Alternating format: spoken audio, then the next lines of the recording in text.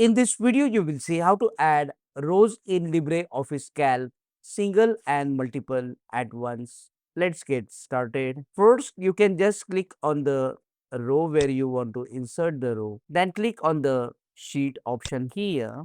And here you will see the option of insert row. Under the insert row, you will get two options, row above and row below. So you can select any one option based on your need. I'm selecting here row below. And as you can see, the row below has been inserted.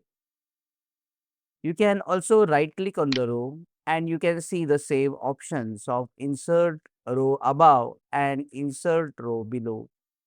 You can also use these options to insert the rows. If you want to add multiple rows at once, then select number of consecutive rows, and after selecting, let's say I am selecting here 3 rows.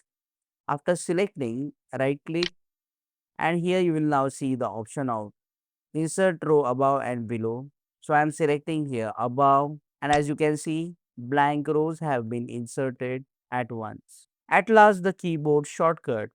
You can just click on the row here and then press and hold the control key on your keyboard and press equal to insert the row. For a non-standard keyboard, you may need control shift equal to insert the blank row. For multiple rows, you will need to select multiple rows and just press control equal to or control shift equal to on your keyboard to insert the multiple blank rows at once using the keyboard shortcut. Click on that like button, comment below and let me know if this video solved your problem.